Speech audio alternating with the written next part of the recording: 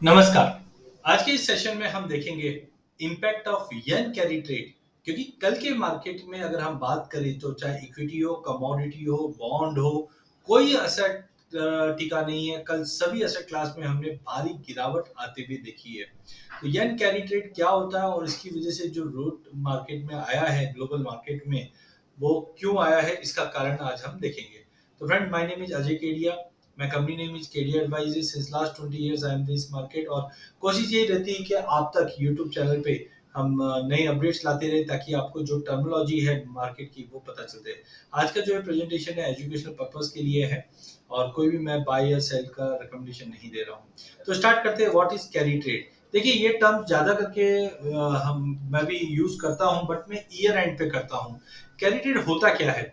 तो carry trade एक तरह की स्ट्रेटजी है जहाँ पे इन्वेस्टर बोरो करता है मनी, कहाँ पे? लोअर इंटरेस्ट रेट पे।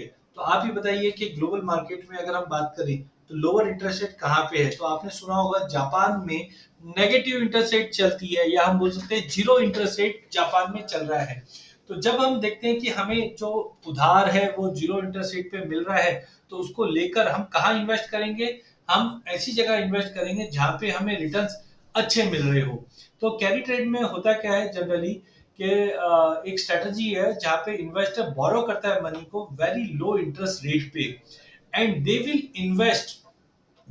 invest this money in any currency, financial product या कमोडिटी। जहां पे भी उसको हायर रिटर्न दिखता है वहां पे इन्वेस्ट करता है। तो देखिए, पैसा बोरो कहां पे करना है आपको? लोअर इंटरेस्ट रेट पे।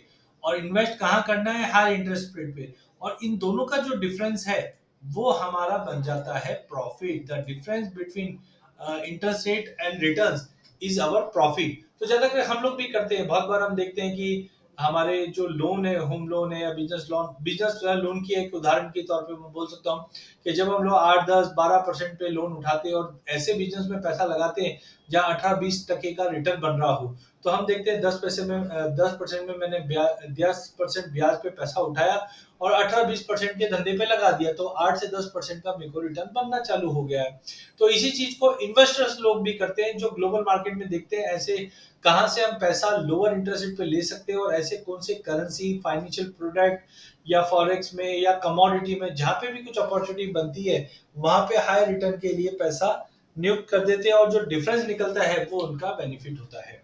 तो अब जापान का कैरी ट्रेड क्यों पिक्चर में आ रहा है? देखिए, जैसे कि हम जानते हैं कि Japan zero interest rate policy अपना रहा है करीबन पिछले 20 सालों से। ओवर 20 डेकेड, 20 सालों से हम देख रहे हैं कि जापान इंटरेस्ट रेट जीरो रखकर काम कर रहा है, नियर बाय जीरो है। एंड इसकी वजह से हमने देखा कि जो बोरोइंग थी येन की, वो बहुत ही अट्रैक्टिव थी।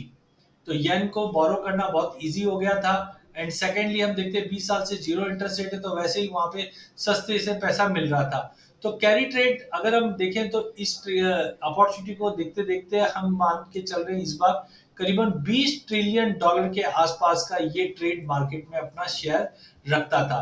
तो येन में हमने देखा 20 साल से इंटरेस्ट रेट ऑलमोस्ट जीरो के करीब थी, जिसके चलते बोरोइंग बहुत सस्ती थी और काफी बोरोइंग हुई थी जो लगभग 20 ट्रिलियन डॉलर के आसपास की थी। अब ये काम कैसे करता है? तो सबसे पहले जो इन्वेस्टर है वो ढूंढता है कि कहाँ पे हम सस्ता पैसा मिल सकता है।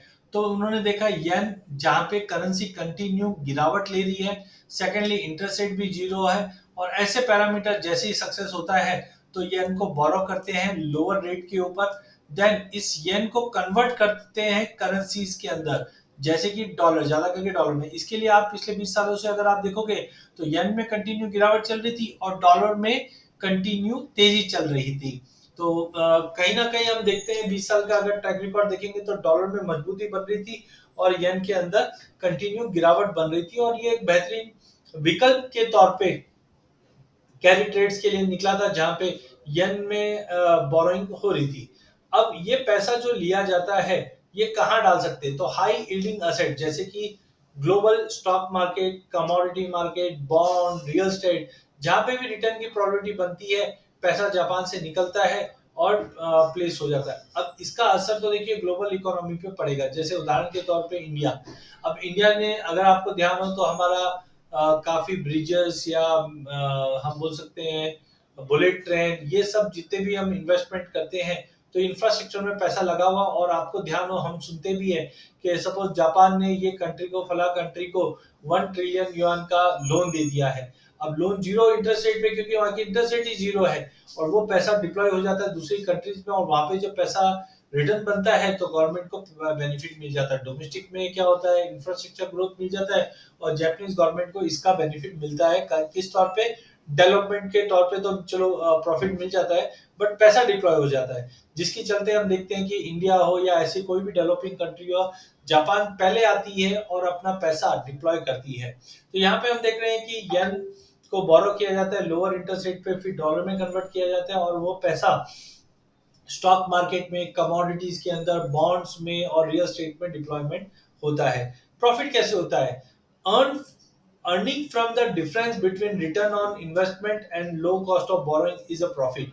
तो हम देखते हैं लगभग जीरो कॉस्ट पे हम लोग बोरो कर रहे हैं और हायर रिटर्न्स के असेट क्लास में पैसा लगा रहे हैं, तो कहीं ना कहीं जो डिफरेंस है वो एक फिक्स प्रॉफिट के तौर पे काम आता है। कल के दिन हमने देखा सिग्निफिकेंट मार्केट में फॉल क्यों आया, क्योंकि आप देख सकते हैं ये वीकली चार्ट है, और अगर आप 2024 से भी देखेंगे तो कंसिस्टेंटली हमने जैसे क्या सीखा था कि येन के अंदर बोरोइंग होती है और डॉलर में कन्वर्ट होता है, तो डॉलर की डिमांड बढ़ती है और येन में गिरावट आती है। तो आप देखिए 2024 से क्या हो रहा है, कंटिन्यू ये इंडेक्स ऊपर की तरफ जा रहा है। इसका मतलब था डॉलर महंगा हो रहा है और येन सस्ता हो रहा है, तो हमने देखा ये कंटिन्यू चल रहा था। बट एकाएक ऐसा क्या हुआ कि यहाँ से हमने एक बहुत ही बड़ा फॉल आते हुए देखा और अब 140 टू 50 तक आ गया। इसका कारण था जापान की गवर्नमेंट ने, या हम बोल सकते हैं बैंक ऑफ जापान ने अचानक से पिछले हफ्ते अनाउंस कर दिया कि हम 0.5 से रेट बढ़ा देंगे। अब जब रेट बढ़ेगा तो होगा क्या, लोग पैसा, जो बोरोइंग कॉस्ट थी वो बढ़ जाएगी, और जिसके चलते हम देखेंगे कि कहीं ना कहीं येन में पैसा लौटता हुआ दिखाई देगा और डॉलर से वाइंड अप होता हुआ दिखाई देगा, जिसके चलते डॉलर इंडेक्स 105 से लगभग 102 तक पहुंच चुका है। और येन के अंदर भी हम देखें तो 162 से 142 तक पहुंच चुका है।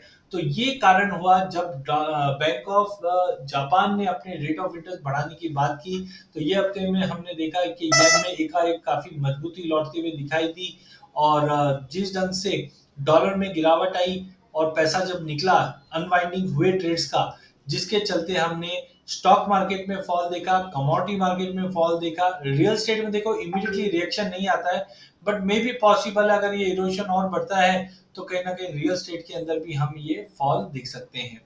अब why to focus on yen carry trade now, because bank of Japan ने, हमने देखा 15 साल के बाद या लगभग 20 साल के बाद पहली बार इंटरेस्ट रेट बढ़ाई है।